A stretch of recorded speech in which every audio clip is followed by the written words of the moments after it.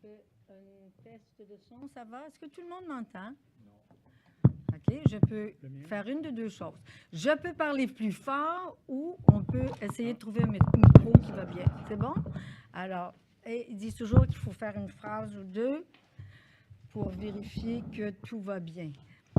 Alors, c'est l'heure de commencer. Je vous souhaite la bienvenue à cette séance d'information de la Société de transport de Montréal sur le projet de prolongement de la ligne bleue du métro de Montréal. Je vous remercie de vous être déplacés jusqu'ici et nous allons faire en sorte d'essayer de donner la parole à tout le monde qui veut s'exprimer ou du moins poser des questions. La séance de ce soir va se dérouler en français. Toutefois, nous invitons les personnes qui voudraient s'exprimer en anglais à le faire.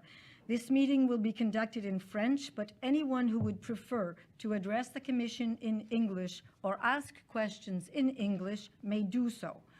For your information, English copies of the presentation that STM will make tonight are available at the reception table and will be posted on the STM website in the coming days. Je m'appelle Marguerite Bourgeois. J'ai été nommée présidente de la commission par la STM. Je suis secondée par mes collègues commissaires Joshua Wolf et Radwan Torkmani. Nous sommes appuyés dans nos travaux par Stéphanie Wells, secrétaire analyste. La séance de ce soir est sténographiée et fait l'objet de captations vidéo. La vidéo ainsi que la transcription de l'audience feront partie du dossier de documentation de la consultation et seront déposées prochainement sur le site web de la STM. Il se pourrait également que la STM prenne des photos pour ses archives ou pour les utiliser dans ses communications. Si vous ne souhaitez pas être photographié ou filmé, veuillez en aviser les personnes à la table d'accueil. Quelques mots maintenant sur la consultation publique. Cette consultation s'adresse à vous, les citoyens. Vous avez le droit d'être renseignés sur les projets susceptibles de modifier votre cadre de vie. Vous avez aussi le droit de faire valoir votre opinion dans le but d'éclairer et d'influencer les décisions relativement à ces projets. Dans un souci de vous inclure dans l'élaboration de ces projets de modernisation et d'expansion du réseau de métro, la STM s'est dotée d'une politique de consultation publique pour mettre en place un processus qu'elle souhaite crédible, transparent et efficace. Les commissaires ne sont pas des employés de la STM ni des fonctionnaires et ne sont pas non plus des élus. Chaque membre de cette commission agit donc à titre indépendant et neutre. En vertu de l'article 158.3 de la Loi sur les sociétés de transport en commun et de sa politique corporative de consultation publique, le Conseil d'administration de la STM a autorisé la création de notre commission le 4 décembre 2019. Nous sommes responsables de tenir une consultation publique sur le prolongement de la ligne bleue du métro et, plus particulièrement, sur la conception des futures installations de la STM. On entend par là les stations de métro, les stations auxiliaires, les postes de district, les terminus d'autobus, etc. Nous avons le mandat de vous informer sur le projet, de recueillir vos commentaires et opinions et de rédiger un rapport dans lequel nous présenterons des conclusions, des avis et des recommandations à la lumière de ce que nous aurons entendu. Dans le but de rejoindre le plus grand nombre de personnes possible, la STM a fait distribuer plus de 39 000 feuillets d'information dans les quartiers concernés. Ces dépliants sont également disponibles à la table d'accueil. Un avis public a été publié dans différents journaux et des panneaux d'information ont été installés à proximité des futures installations. L'ensemble des documents d'information sur le projet sont aussi mis à votre disposition sur le site web de la STM.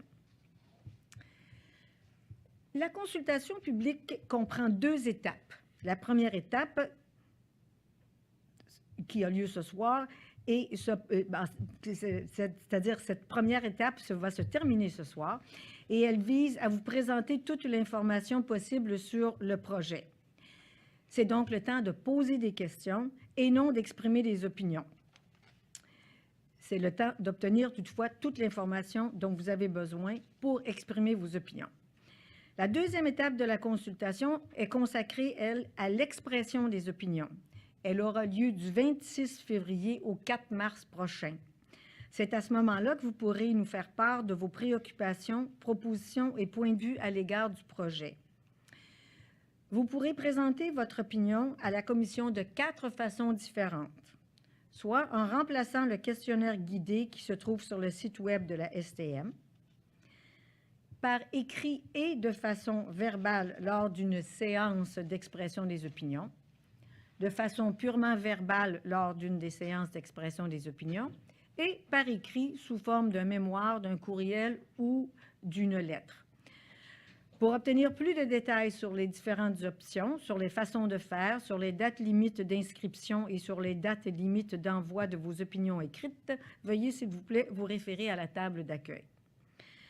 Une fois l'étape de l'expression des opinions franchie, nous analyserons l'information reçue et les opinions exprimées. Nous rédigerons un rapport que nous remettrons au comité suivi des actifs du conseil d'administration de la STM à l'été 2020. Ce rapport sera rendu public. Le rapport de la commission a une valeur consultative, ce qui veut dire que les décisions finales relatives au projet de prolongement de la ligne bleue ne nous appartiennent pas, mais elles appartiennent au conseil d'administration de la STM. Venons-en maintenant au déroulement de la séance d'information de ce soir. Dans quelques instants, j'inviterai la STM à présenter le projet.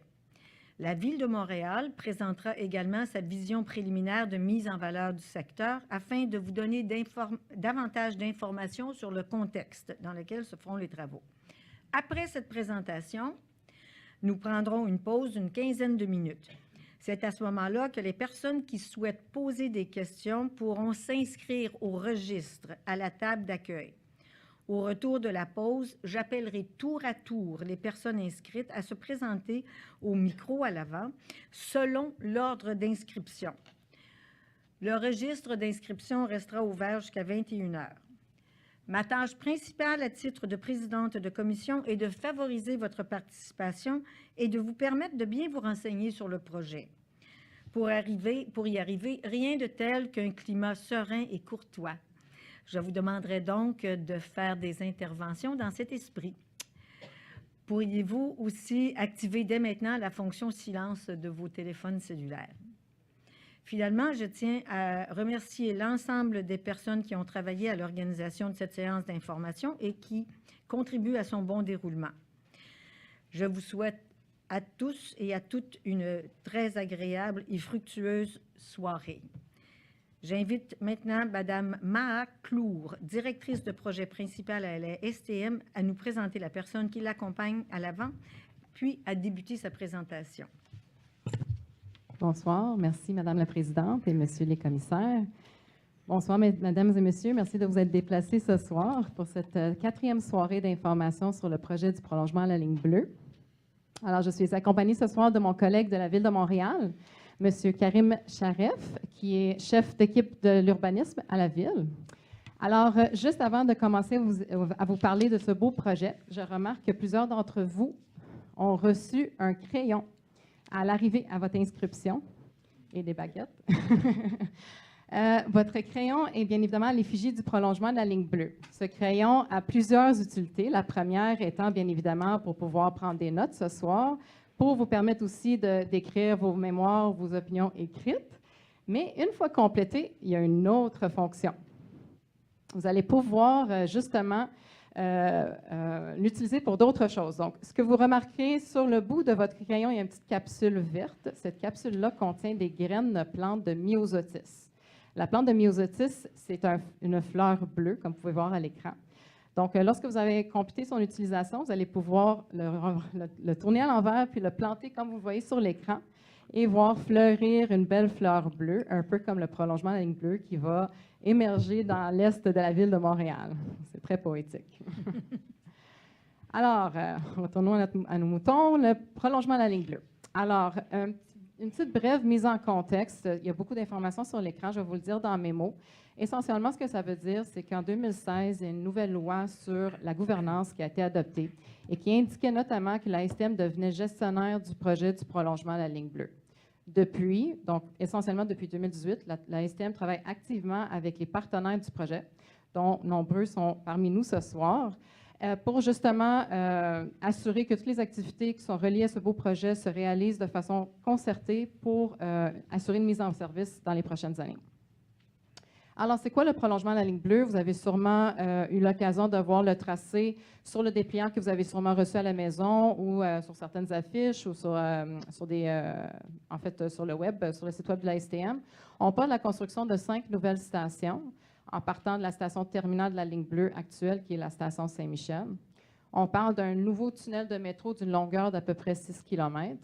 On parle aussi de plusieurs structures opérationnelles. C'est quoi des structures opérationnelles? C'est des bâtiments hors terre qui sont également nécessaires pour faire fonctionner le métro. Donc, on parle d'une station, on parle d'édicules qui sont nos accès au métro.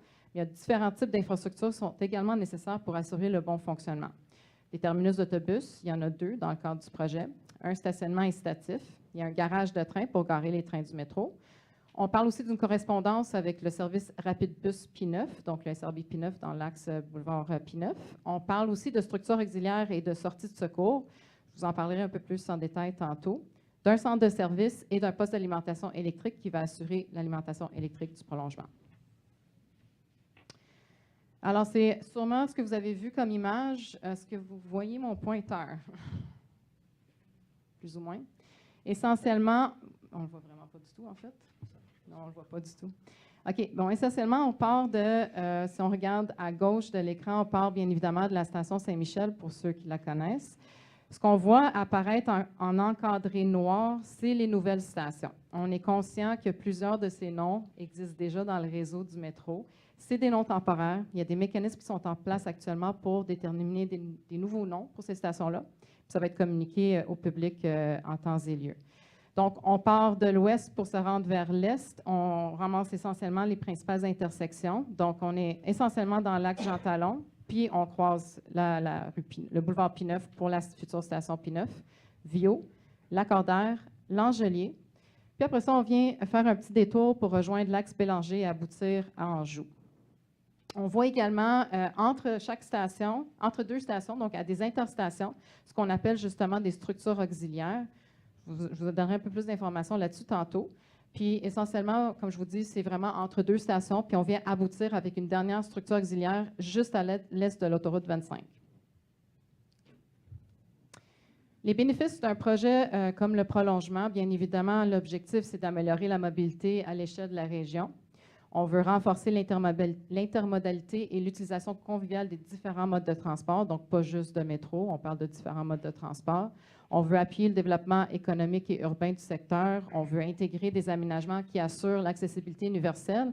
Quand on parle d'accessibilité universelle, on ne parle pas juste d'ascenseur, on parle de tout un parcours sécuritaire et fluide pour toute notre clientèle. Puis, on veut aussi un projet durable qui vise une certification Envision. Pour ceux et celles qui connaissent c'est quoi une certification LEED, on est vraiment axé développement durable. Envision, c'est une certification qui est mieux adaptée pour le métro. Puis, bien évidemment, donc, préconise l'intégration d'éléments de développement durable, mais aussi des démarches, justement, d'intégration de la communauté, un peu comme on fait ce soir. Si vous me permettez, je vais juste prendre une gorgée d'eau.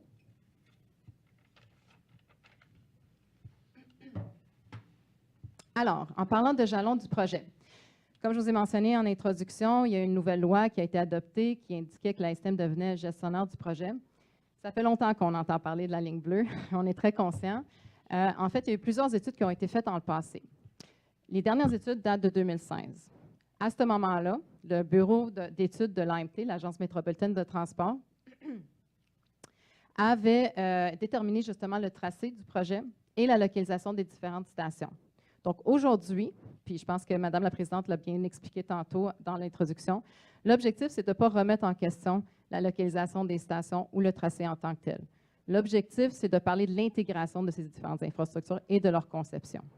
Donc, depuis 2018, on travaille activement avec nos partenaires pardon, pour mettre à jour ces études. Ça m'arrive à toutes les fois. C'est ça qui arrive quand je parle trop. de mettre à jour ces études, vraiment, je m'excuse. On est en processus d'acquisition de terrain aussi, donc ça aussi, je vais en parler un petit peu plus tantôt. On fait différents relevés et analyses dans le secteur. Alors, les gens qui habitent dans le secteur, vous avez peut-être déjà vu un petit peu d'activité. Là, on est justement à faire des relevés d'ingénierie, donc on démarre notre ingénierie. Puis aussi, on démarre la conception architecturale de ces stations-là. Puis ça aussi, je ne vais pas tout vous voler mes punchs, je vous en parlerai un petit peu tantôt. On fait beaucoup d'arrimage aussi avec les autres chantiers du secteur. Donc, j'ai mentionné le SRB P9 qui est déjà en travaux. Alors, ceux qui habitent le secteur ont sûrement vu aussi beaucoup de travaux puis d'activités dans l'axe P9, puis on en a encore pour un petit peu de temps. Puis, il y a certains travaux préparatoires qui sont également prévus. Tout ça pour démarrer le projet, les travaux en tant que tels, en 2021. Donc, certaines de ces études-là qu'on réalise aujourd'hui, c'est justement pour voir quelles mesures de mitigation qu'on va mettre en place pour minimiser les impacts de ce chantier-là, qui est quand même d'envergure, puis on en est conscient. Les travaux vont se réaliser essentiellement entre 2021 et 2026, et on prévoit une mise en service du prolongement en 2026. Alors, la démarche de consultation, Madame la Présidente en a parlé un petit peu tantôt. On est dans l'étape de la commission publique. Donc, ce soir, c'est la dernière soirée. Là, on en a fait 4, la dernière soirée d'information. Après ça, c'est à votre tour. On veut vous écouter. Donc, on aura des soirées d'audience où vous allez être invités à venir nous déposer et nous présenter vos mémoires ou vos opinions écrites. Donc, ça se déroule d'ici le début mars. Par la suite, nos commissaires vont travailler fort pour nous déposer un rapport de recommandation. Donc, essentiellement, ils vont recueillir tous vos commentaires, tout ce qui sera dit durant ces consultations-là, pour nous émettre un rapport avec certaines recommandations au niveau du projet. Ce rapport va être déposé à la STM et par la suite va cheminer au niveau de la ville. L'objectif ultime, c'est qu'à l'automne prochain, on adopte un nouveau règlement d'urbanisme qui va permettre l'émission des permis requis pour réaliser les travaux. Alors, si on regarde l'écran, on est rendu à l'étape bleu clair, l'étape 2 qui est la consultation publique. L'étape 1, donc essentiellement ce que ça dit ici, c'est que on ne vient pas juste de commencer à discuter avec les citoyens du secteur. Ça fait depuis quelques mois maintenant, depuis l'automne dernier, qu'on fait plusieurs activités, plusieurs soirées d'information, des rencontres avec des représentants de groupes communautaires, justement pour mieux comprendre le secteur. C'est un peu l'objectif. Ce soir, on parle à nos citoyens dans la grande région. Et après tout ça, après le rapport de recommandation, l'intention, c'est justement pour nos architectes concepteurs, pour notre ingénierie, de pouvoir être influencés par ce qui est dit aujourd'hui via cette commission pour pouvoir émettre une conception architecturale qui répond bien à ces critères-là qui seront identifiés suite à la commission. Donc, on prévoit justement vous rendre disponibles les rendus des concepts architecturaux, donc le visuel de ces nouvelles stations au cours des prochains mois. Donc, dès que c'est possible, il va y avoir des mécanismes prévus à cet effet, puis on va pouvoir les partager avec vous. On va également se revoir à plusieurs reprises, ce ne sera pas la première ni la dernière fois. On va se revoir cet automne pour des séances d'information sur les mesures de mitigation. Comme je mentionnais tantôt, on fait déjà des études justement pour voir quel type de mesures qu'on va mettre en place pour tenter de réduire les impacts de notre chantier. Ce n'est pas la première fois que la STM fait des gros projets d'envergure de ce genre. On a des mesures de mitigation qu'on a déjà testées, qui sont éprouvées, qu'on sait qui fonctionnent. Par contre, c'est important pour nous de bien comprendre le secteur dans lequel on va travailler. Donc, on veut s'adapter à ce secteur-là. On va venir vous présenter tous ces éléments à l'automne. Puis par la suite, lorsque les travaux vont se réaliser en 2021-2026, il va y avoir d'autres mécanismes, d'autres canaux de communication qui vont vous permettre de suivre l'évolution, mais également nous permettre de continuer à vous parler puis de vous écouter. Puis s'il y a des éléments qu'on doit prendre en compte, qu'on n'est pas nécessairement au courant ou qu'on doit utiliser ou connaître pour pouvoir ajuster nos façons de faire, bien, ça va être le moment pour vous exprimer. Maintenant, je vais céder la parole à mon collègue, M. Charef. On parle de la vision de la Ville de Montréal. Le mandat de la STM, c'est réaliser le prolongement de la ligne bleue, mais on est très sensible à l'environnement dans lequel le prolongement s'inscrit. Donc, on travaille de pair et très étroitement avec la Ville et les arrondissements concernés, justement, pour nous assurer que les lignes directrices de ce prolongement, la façon de s'intégrer dans son environnement, s'inscrit dans la vision de la Ville de Montréal que M. Charest va vous présenter. Merci, messieurs, dames, bonsoir. Madame, messieurs, les membres de la commission, bonsoir. Alors, c'est avec beaucoup d'enthousiasme que la Ville de Montréal s'associe et accompagne la STM dans le cadre de cette consultation publique qui porte sur un projet qui va véritablement changer le visage de l'Est de Montréal. Pour la Ville de Montréal, le projet de métro est plus qu'un projet de transport collectif. C'est un formidable levier de développement économique, de développement urbain, de développement social et de mise en valeur de cette partie de la ville au bénéfice des citoyens et des citoyennes. La vision que la Ville soutient entend orienter cette mise en valeur au bénéfice donc, de la population qui sera prochainement desservie pour maximiser les retombées de cet investissement majeur du gouvernement du Québec. Donc, ça s'inscrit véritablement dans cette perspective. Alors, cette vision que je vous expose, là, vraiment dans ces grandes lignes, elle incarne les 4 grandes priorités de l'administration municipale, à savoir la mobilité active et collective, le développement économique, la transition écologique. On est aujourd'hui dans un impératif, une exigence de transition écologique et toute la question de l'habitation. Donc, cette vision aussi, elle va contribuer à insuffler un nouvel élan pour l'Est de Montréal, un petit peu dans la foulée où ça fait écho à la déclaration du gouvernement du Québec et de la Ville de Montréal pour revitaliser l'Est de Montréal. Donc, ça s'inscrit dans cette perspective. Ça va constituer aussi la feuille de route pour guider les efforts de mise en valeur du secteur qui sera prochainement desservi pour maximiser les retombées. C'est aussi pour la Ville et pour ses partenaires une formidable occasion de repenser la mobilité, de repenser l'aménagement dans cette portion de la Ville avec l'arrivée du métro. C'est aussi une occasion d'orienter le renouveau et les interventions aux abords des futures stations de métro à travers des critères, des balises qui sont contenus dans un document qui va être incessamment disponible en ligne.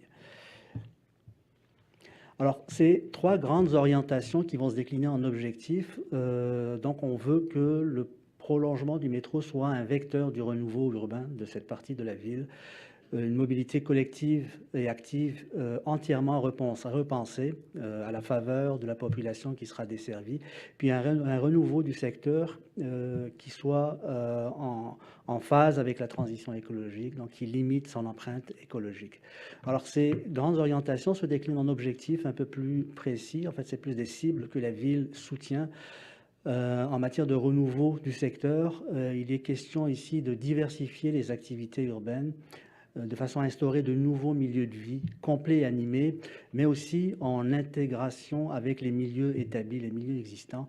L'arrivée du métro, c'est une occasion aussi de densifier les abords des futures stations de métro, que ce soit par-dessus, à côté, donc dans un esprit un petit peu de transit-oriented development.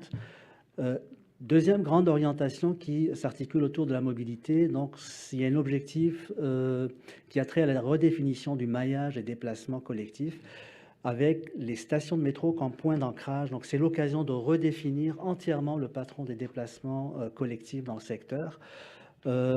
Pour l'administration municipale, il est important de remettre le piéton au cœur de la mobilité dans le secteur. Donc, comment est-ce qu'on se rend aux futures stations de métro par la marche de façon prioritaire, mais aussi tous les modes actifs aussi. C'est aussi l'occasion d'assurer une mobilité innovante. Donc, toutes les innovations en matière de mobilité vont être testées, vont être déployées avec l'arrivée des 5 stations.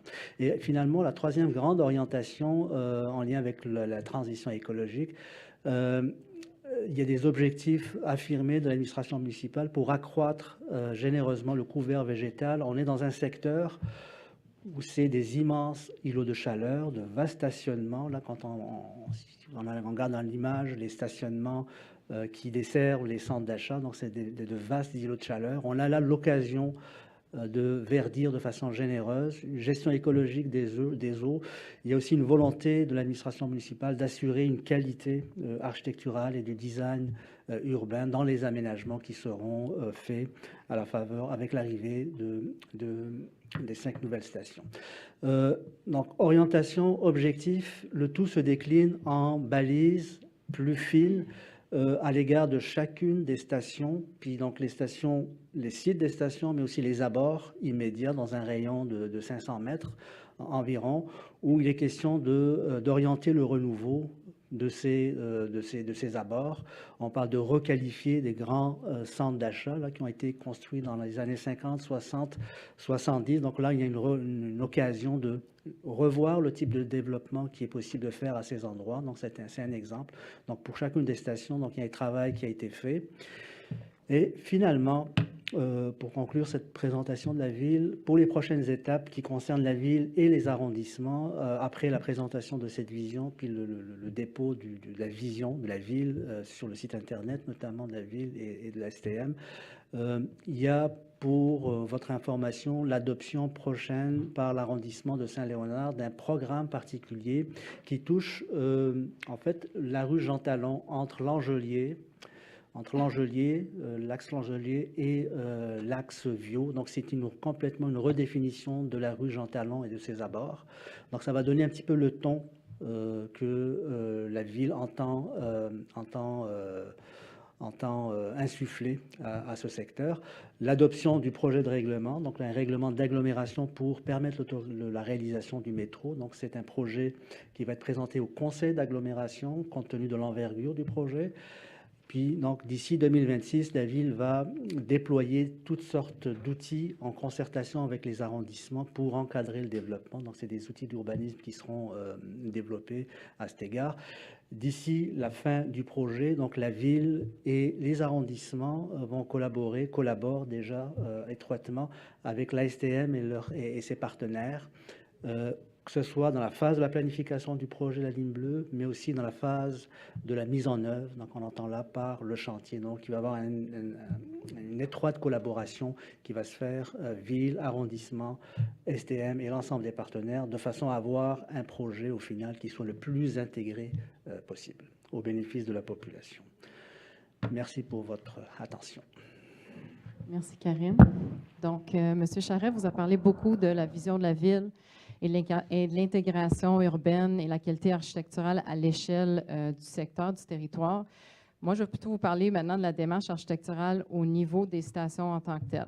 Pour celles et ceux qui ne le savent peut-être pas, le réseau de métro de Montréal est reconnu mondialement par le fait qu'il est conçu selon une orientation d'une conception unique par station. Ce que ça veut dire, c'est que chaque station du réseau de métro a une identité unique. Donc, on voulait bien évidemment, on a un grand souci par rapport à ça à la STM, puis on voulait maintenir cette orientation au niveau du prolongement. Pour justement garder une certaine indépendance au niveau des choix architecturaux retenus pour le prolongement, on a mis sur pied l'année dernière un comité consultatif d'intégration architecturale urbaine et patrimoniale, communément appelé le CIOP, qui est un comité sur lequel siègent notamment des experts du milieu de chacun des domaines, mais également des élus et des représentants du projet. L'objectif de ce comité, comme je l'ai dit tantôt, c'est de garder une certaine vigie sur les choix architecturaux qui sont faits et la façon que ces nouvelles infrastructures vont s'intégrer dans leur environnement. Donc, ce comité est déjà en travaux depuis l'an dernier. Et pour ceux et celles qui suivent peut-être un peu les médias, vous avez sûrement aussi appris dernièrement qu'on a sélectionné les 5 firmes d'architectes qui vont concevoir chacune des stations, donc toujours dans l'orientation d'avoir une conception unique par station. Ces architectes-là ont commencé déjà à s'installer dans le bureau de projet avec nos ingénieurs. La conception démarre, donc on est vraiment au tout début du processus. D'où l'importance de vous parler dès aujourd'hui, parce que comme je mentionnais d'entrée de jeu, tout ce qui va ressortir dans cette commission va pouvoir influencer ces architectes-là pour la suite des choses. Maintenant, en termes de lieu d'implantation des futures stations, je vais juste vous expliquer aujourd'hui ce qu'on vous présente, c'est vraiment le lieu de l'implantation. Donc, comme j'ai mentionné il y a quelques secondes, il n'y a pas de rendu conceptuel ou visuel de ces nouvelles stations. Ça va venir au courant des prochains mois, puis on va vous les communiquer en temps et lieu. Donc aujourd'hui, c'est vraiment des blocages d'espace pour que vous compreniez comment les infrastructures vont s'implanter dans l'environnement. Il y a un avantage à ça, c'est important de le savoir. On est vraiment en amont. Normalement, dans des consultations publiques, on arrive un peu plus tard dans le processus, donc il y a des décisions ou des choix ou des gestes qui sont déjà pris. Aujourd'hui, on vous dit qu'on est vraiment au tout début du processus, donc c'est là l'importance et l'opportunité de vous entendre puis de vous exprimer parce que vous allez pouvoir nous influencer au courant des prochaines étapes. L'autre chose que je veux mentionner aussi, c'est que j'ai parlé tantôt d'acquisition de terrain. Il y a un processus qui est déjà mis sur pied, qui est déjà en cours depuis maintenant presque 2 ans. C'est important de savoir aujourd'hui que tous celles et ceux, tous propriétaires qui sont touchés par ces acquisitions ont déjà été informés. Donc, parce qu'on a déjà eu des questions de « on reste dans le coin, on n'est pas loin, est-ce que ça pourrait qu'on soit avisé? » Non, si vous n'avez rien reçu aujourd'hui, ça veut dire que vous n'allez pas être touché par les acquisitions. Alors, on va partir de Saint-Michel. Pour ceux qui connaissent un peu le secteur, on est, malheureusement, je n'ai pas de pointeur, mais dans le fond, on est, où est-ce que vous voyez le bleu clair, le carré bleu clair, juste à côté, c'est l'édicule principal, donc l'édicule principal de la station terminale actuelle, qui est la station Saint-Michel. Jusqu'à côté, on va construire ce qu'on appelle un poste de district et un centre de service. C'est un bâtiment hors terre qui abrite ces deux fonctions-là. Le centre de service, c'est un centre pour les employés de la STM. Donc, ce n'est pas un bâtiment qui va être accessible au public, mais plutôt pour les employés de la STM qui vont devoir intervenir sur la ligne en cas d'incident ou pour des réparations quelconques. Puis, un poste de district, comme je l'ai dit tantôt, c'est un poste qui permettra d'alimenter électriquement le prolongement de la ligne bleue. Ensuite, on se rend à la première intersection pour les nouvelles stations, qui est la nouvelle station P9, à l'intersection Jean Talon et du boulevard P9. La particularité de cette station ici, c'est que ce qu'on voit en plein milieu du boulevard P9, les deux bandes vertes, c'est ce qu'on appelle les édicules du SRB P9, du service rapide bus. Ça, ces travaux-là sont déjà en cours. C'est une autre équipe de l'ASTM qui se charge de ce projet. Mais bien évidemment, on est une grande famille à l'ASTM, on se parle tous, on est bien arrimés au niveau de nos travaux. Ultimement, c'est important de mentionner qu'ultimement, dans le mandat du SRB P9, ils vont construire un tunnel en souterrain piétonnier qui va permettre de relier les édicules du SRB P9 à la nouvelle station P9. Je dis qu'ils ont le mandat de le construire parce que, justement, on ne veut pas faire déranger les gens et créer des entraves 2 fois sur une même rue. Donc, ils vont réaliser ces travaux-là, considérant qu'ils sont là avant nous. Ultimement, ce tunnel-là va permettre de raccorder, comme j'ai dit, les édicules du SRB à la nouvelle station. Il va y avoir des installations accessibles universellement. Donc, tous les édicules et les édicules du SRB, ainsi que les édicules secondaires et principales de cette station vont être accessibles via des ascenseurs.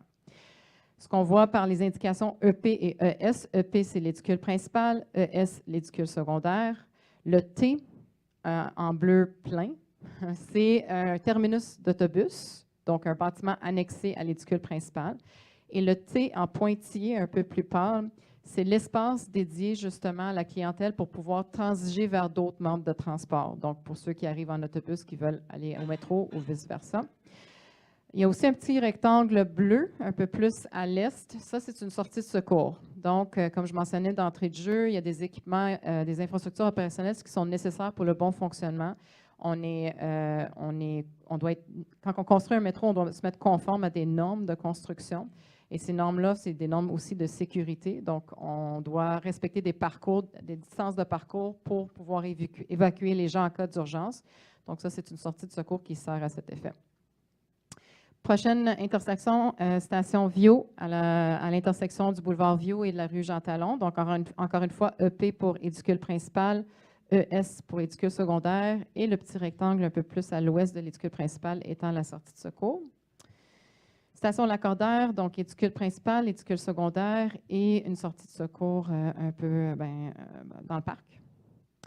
Ensuite, à l'Angelier, édicule principal, édicule secondaire et la sortie de secours un peu plus à l'est. Pour aboutir à Anjou, donc on est dans l'axe de la rue Bélanger. Essentiellement, on est dans l'aire de stationnement du centre commercial des Galeries d'Anjou. Considérant que la station Anjou, c'est une station terminale, on a 2 édicules secondaires, donc une édicule principale qui est vraiment sur l'intersection du boulevard des Galeries d'Anjou et de la rue Bélanger, et 2 édicules secondaires. On a un bâtiment un peu plus à l'est, proche de l'autoroute 25, qui est indiqué par un P. Ça, c'est l'accès véhiculaire au stationnement incitatif en souterrain. Donc, c'est par là qu'on rentre, mais on rentre par ça en souterrain, bien évidemment. Puis le stationnement incitatif se trouve en dessous de l'aire de stationnement actuelle du centre d'achat.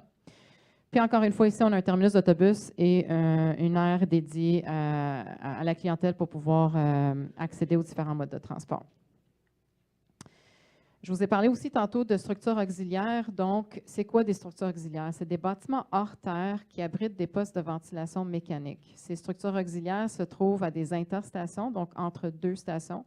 Ils sont requis, sont essentiels pour pouvoir ventiler le tunnel du métro, pour évacuer les eaux d'infiltration, puis également pour servir de sortie de secours en cas d'urgence. Toutes ces structures de ventilation sont équipées de silencieux spécialisés. Vous ne le savez peut-être même pas, mais on a plusieurs structures auxiliaires, dont plusieurs bâtiments de ce type qui sont déjà sur le territoire montréalais. Ils sont bien camouflés. L'intention, bien évidemment, c'est de bien les intégrer dans leur environnement. Donc, c'est correct de ne pas les voir, puis on est heureux qu'on ne les voit pas, mais on vous montre justement un rendu visuel d'une structure qui est actuellement en construction dans le secteur Ville-Saint-Laurent. Mais tout ça pour vous dire qu'on s'adapte à son environnement. Donc, ce n'est pas une allure type, ce n'est pas un look type pour ces structures-là. Ils varient selon leur environnement et selon les exigences de l'arrondissement. Donc, la première structure auxiliaire est une structure auxiliaire existante qui se trouve actuellement dans le parc Michel-Ange, qui est juste à l'est de la station Saint-Michel. Donc, elle permet de ventiler l'arrière-gare de la station Saint-Michel, l'arrière-gare étant le prolongement du tunnel qui n'est pas accessible au public, mais qui permet le retournement des trains de métro pour se virer le bord puis revenir dans l'autre sens. Par la suite, on rajoute les nouvelles structures auxiliaires. La première de ces nouvelles-là étant sur le coin du boulevard Provencher et la rue Jean-Talon dans une aire de stationnement. Ensuite, une autre dans l'accès au stationnement de l'église de la paroisse Saint-Gilbert sur la rue des Angevins. Ensuite, une autre sur le coin de la rue de la Villanelle et de la rue Jean-Talon. Et après ça, vous vous rappelez, le tunnel, le tracé bifurque un peu pour rejoindre éventuellement l'axe de la rue Bélanger. Et on aboutit ici dans le parc boisé Jean-Milot pour finalement se retrouver à l'est de l'autoroute 25 dans un aire de stationnement sur le boulevard Châteauneuf au coin de l'avenue Boreau. Donc, cette structure-là se trouve maintenant dans l'arrière-gare de la station Anjou. En termes de planification des travaux, alors comme je mentionnais tantôt, on est justement, à travers toutes les études de l'ingénierie qui est en cours actuellement, à réfléchir quelles mesures qu'on va mettre en place pour tenter de minimiser et atténuer les impacts de ce chantier d'envergure. Donc, il y a plusieurs études qui sont en cours, notamment au niveau de la circulation, du maintien de la circulation, ainsi que la circulation après les travaux. Tout ce qui est évaluation de la qualité des sols, bruit, poussière, etc. On a plusieurs mesures qui sont déjà testées, qu'on sait qui fonctionnent, mais on veut s'adapter bien évidemment à notre environnement. Puis comme je vous ai mentionné tantôt, on prévoit revenir cet automne pour vous les présenter.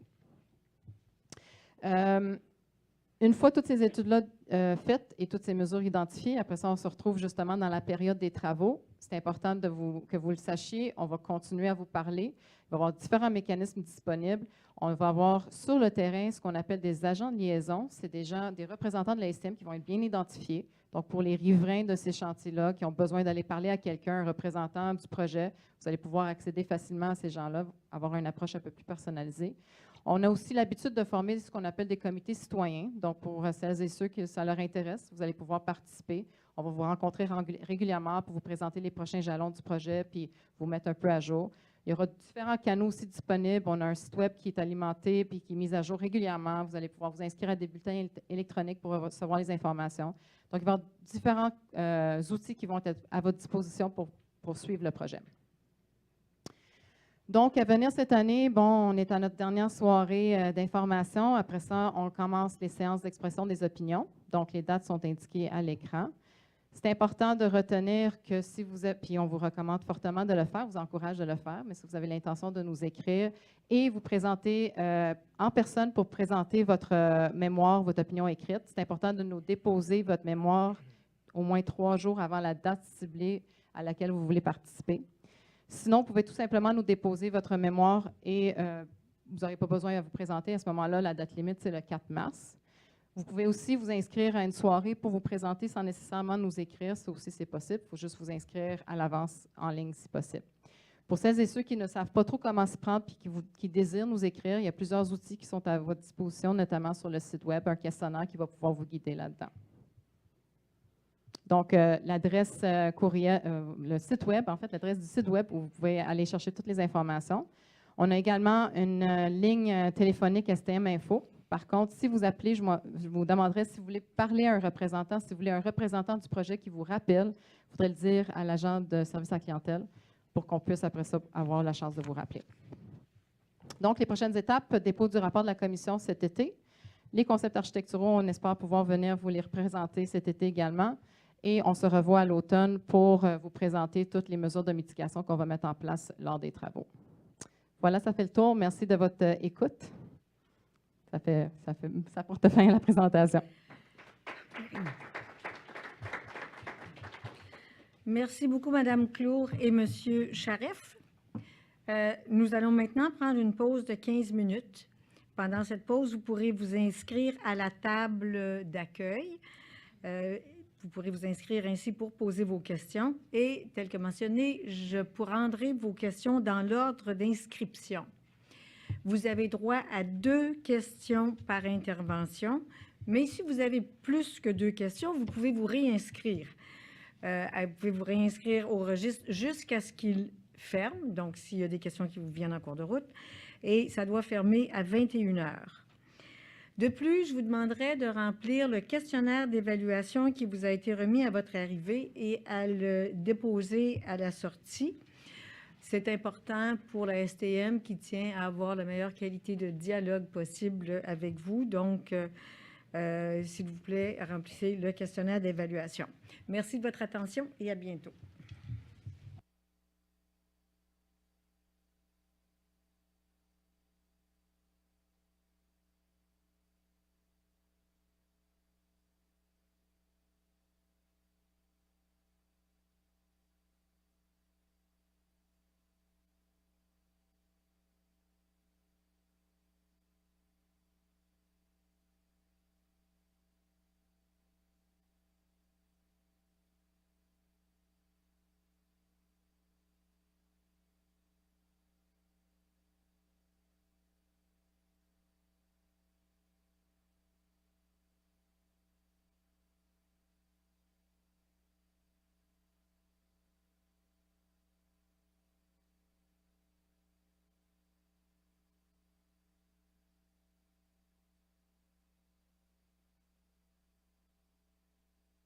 Tarder.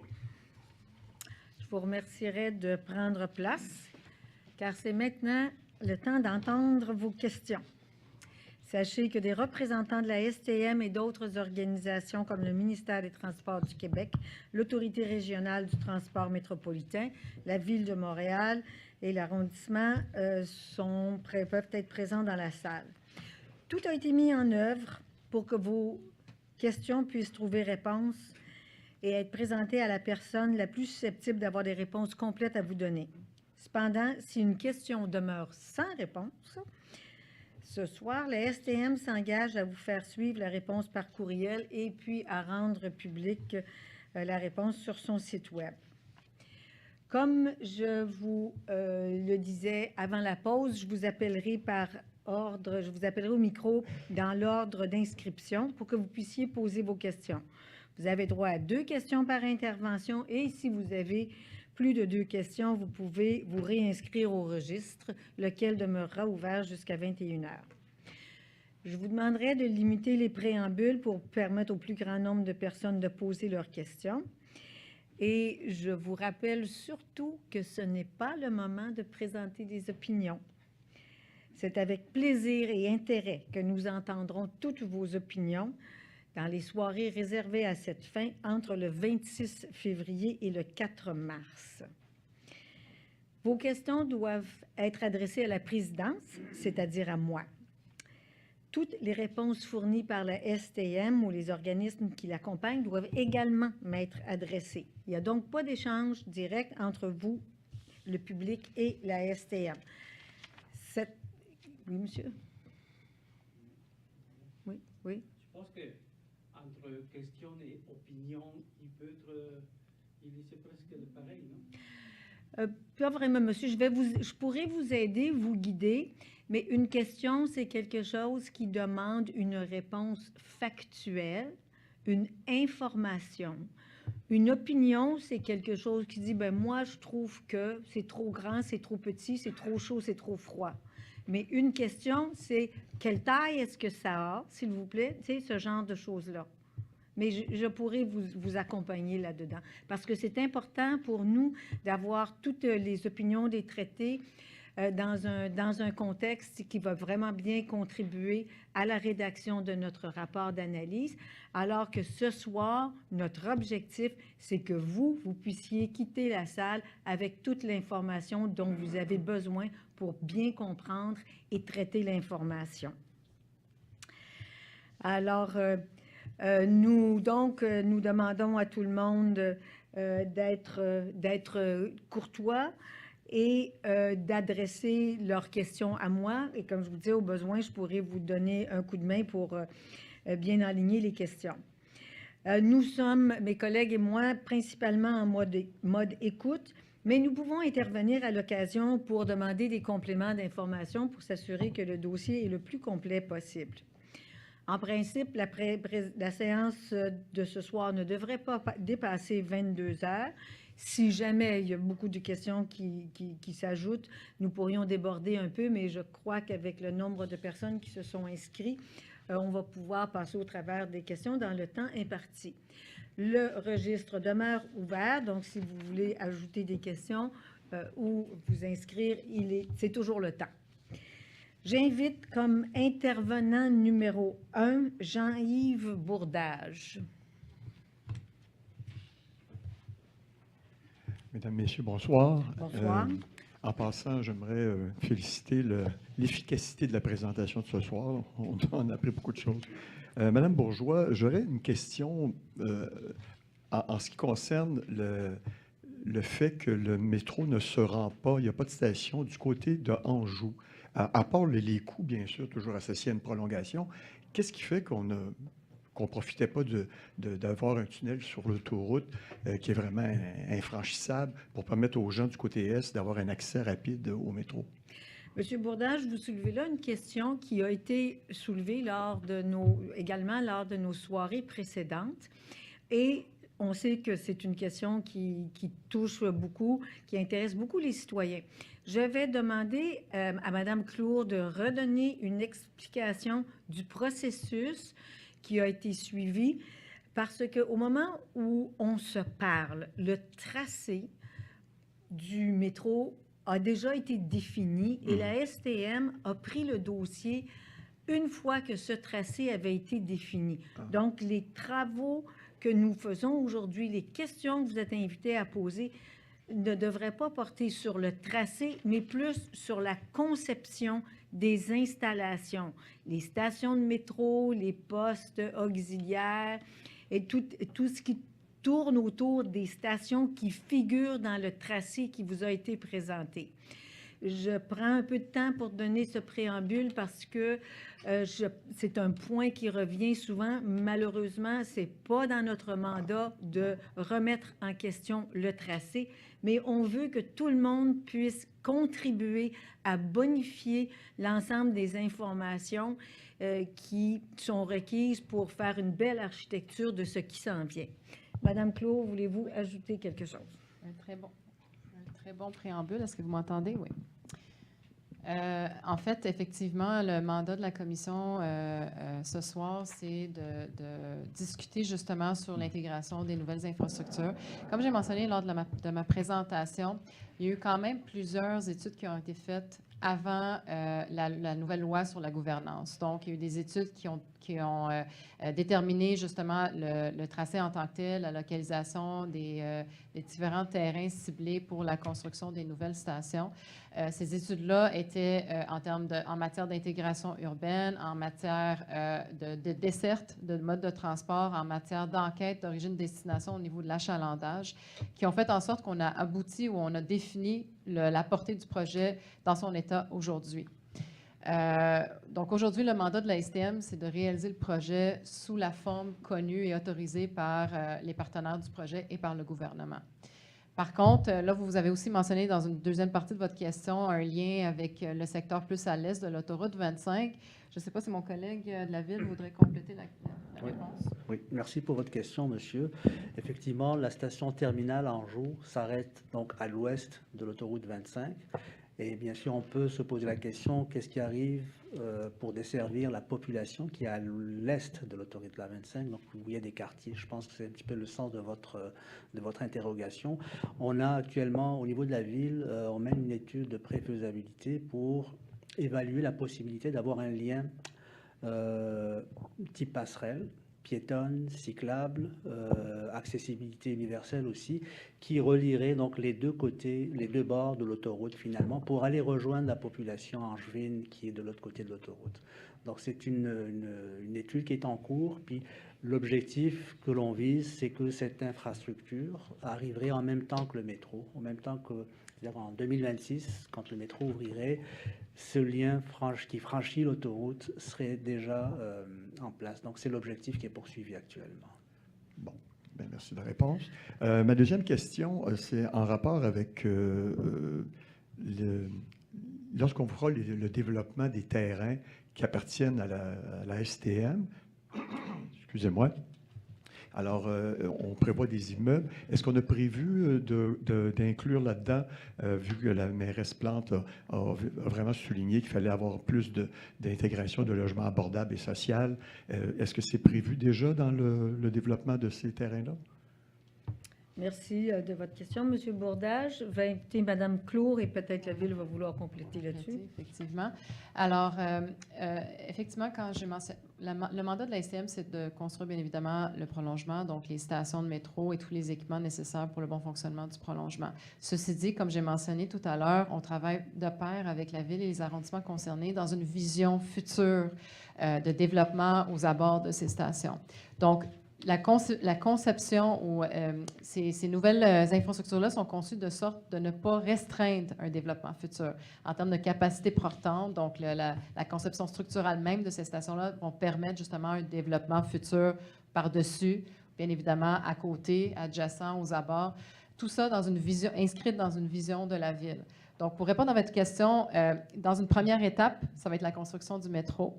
Dans une phase ultérieure, on pourrait prévoir du développement futur, toujours en suivant les lignes directrices de cette nouvelle vision-là municipale, mais ça va venir dans une étape ultérieure. D'accord. Je pourrais compléter.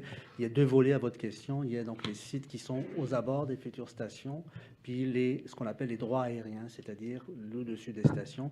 Dans le cas de projets résidentiels, il est évident que l'application du règlement de la métropole mixte, c'est-à-dire 20% de logements sociaux, 20 abordables et 20 pour famille, va s'appliquer de toute façon. Donc, c'est une réponse là, assez directe, assez franche. De toute façon, ça va être appliqué à l'intérieur des projets résidentiels.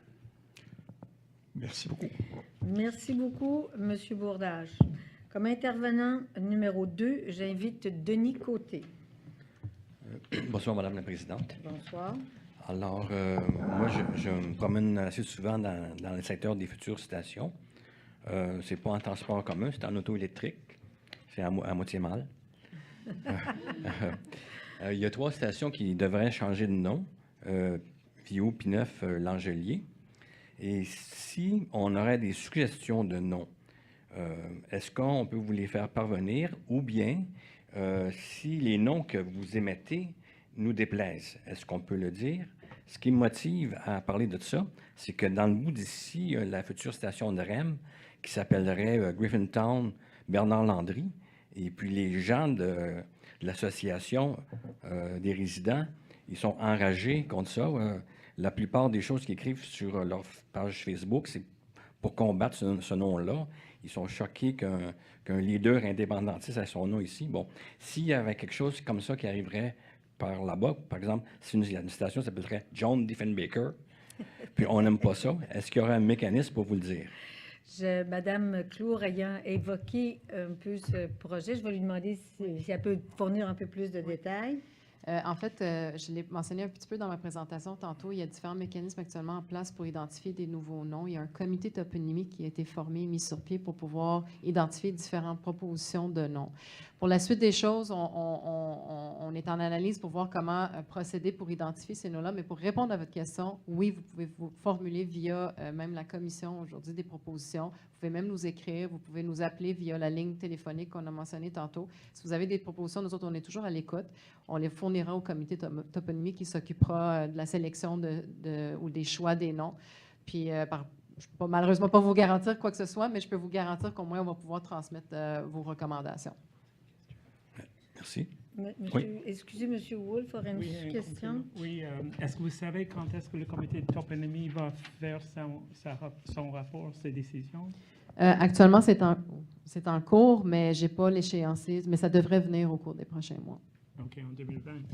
Et ça va être public, on va le présenter au conseil d'administration? Ça va éventuellement être émis publiquement, c'est sûr. Je ne sais juste pas via quel mécanisme.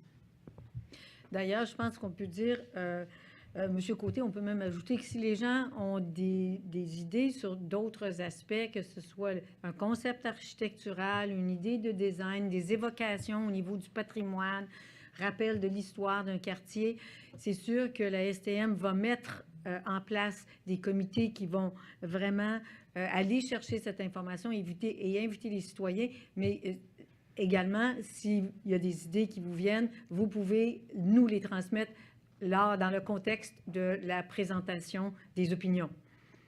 Ça, c'est tout à fait dans l'ordre des choses qu'il en soit ainsi. Est-ce que vous avez une deuxième question, M. Côté? Oui, c'est concernant l'accessibilité universelle. Oui. Pour des raisons d'économie, est-ce que ça serait possible, au lieu de mettre 2 ascenseurs d'un côté et l'autre d'un obstacle, qu'il y aurait une pente que la personne en fauteuil roulant pousse, ou bien il y a un bénévole, quelqu'un qui passe à côté qui l'aide pour économiser des millions. Je pense, par exemple, justement, par-dessus l'autoroute 25. S'il y avait 2 ascenseurs, ça coûterait peut-être 8 millions.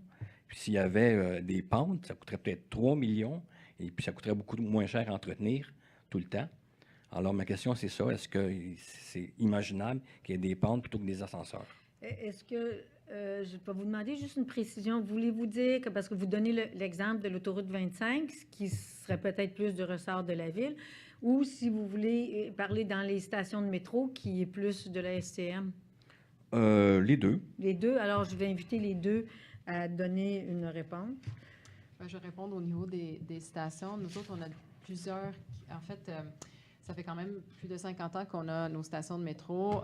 C'est quand même un défi de taille aujourd'hui d'intégrer des ascenseurs dans des stations existantes.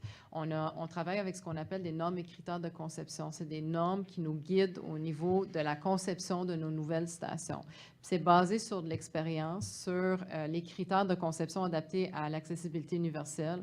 Donc, nous autres, c'est ça qui définit nos gestes ou nos interventions en matière d'accessibilité universelle. Quand on parle d'ascenseurs, on parle pas juste quand on parle d'accessibilité universelle, on parle pas juste d'ascenseurs. Oui, il y a des ascenseurs pour offrir une facilité de déplacement vertical pour toute personne à mobilité réduite. Donc ça veut dire des personnes en chaise roulante, mais aussi du monde avec une poussette ou avec des sacs lourds ou des gens qui ont juste la misère à se déplacer.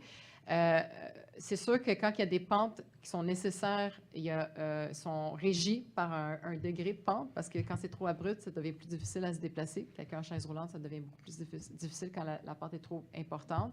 Il y a ce qu'on appelle des appuis sciatiques, la signatique. Il y a plusieurs éléments qui permettent justement de faciliter le déplacement à toute notre clientèle à travers la station. Donc, c'est un peu plus difficile de répondre exactement à votre question par rapport à remplacer un ascenseur par une pente dans le cas d'une station.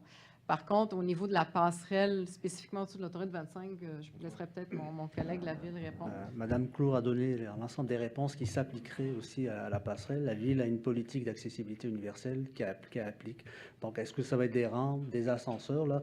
Pour l'instant, on n'est pas rendu dans le design fin, mais c'est sûr que la population visée sera servie adéquatement. Donc, à cette étape-là, c'est ce que peut vous dire.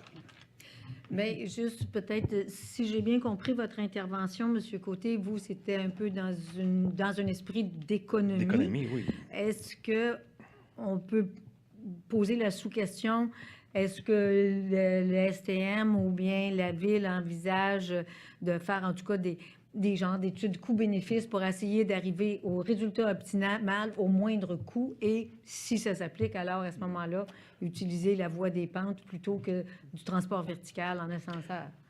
Alors, effectivement, il y a des études coût-bénéfice, mais il faut savoir que les choix sont dictés par des considérations de normes, des considérations de sécurité, puis aussi des considérations financières. Donc, c'est tout un ensemble qui guide les choix d'une solution à une autre.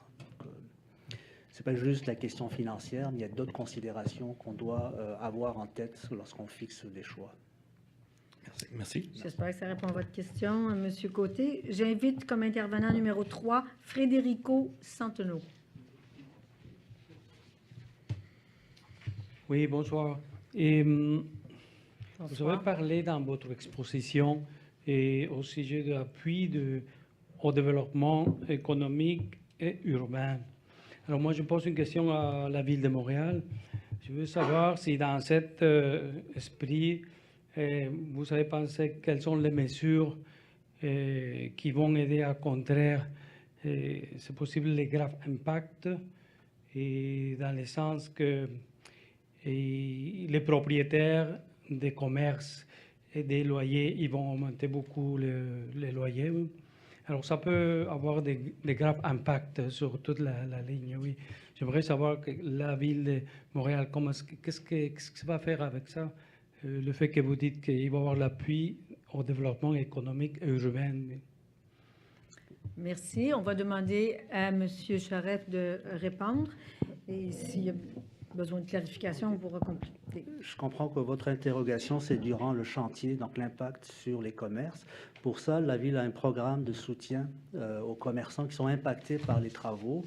Et ce programme est éligible pour la STM, c'est-à-dire que dans le cadre du projet La Ligne Bleue que mène la STM, donc ce programme de subvention, d'aide aux commerçants qui seront impactés par les travaux sera applicable. Le mécanisme est en train d'être défini, puis il va y avoir des canaux de communication qui vont être précisés, puis les commerçants qui considèrent qu'ils sont impactés peuvent se faire valoir leur candidature ou leur postuler à cette subvention.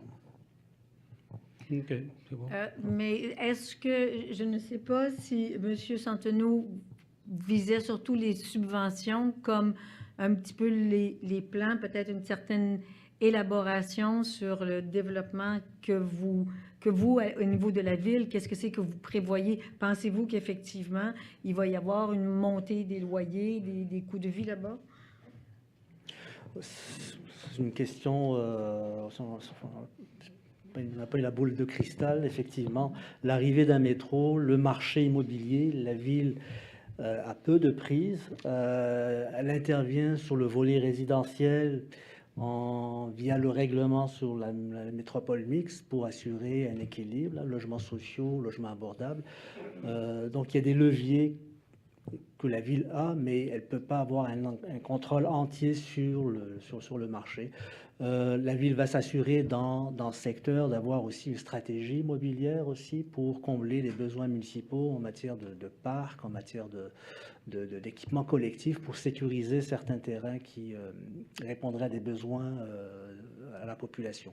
Donc, c'est des leviers qui existent à la ville. Je nommerai par exemple le règlement sur le droit de préemption. La ville pourra, en temps et lieu, viser des terrains susceptibles d'accueillir des parcs ou sécuriser des terrains. Donc, il y a un levier financier, mais un levier foncier aussi que la ville peut utiliser. Donc, voilà. Est-ce que cela répond à votre Oui, question? c'est bon. Vous avez droit à une deuxième question, M. Santenot. Oui, j'ai une autre question Oui. qui est liée avec la première. Et aussi, vous avez parlé de renouveau urbain.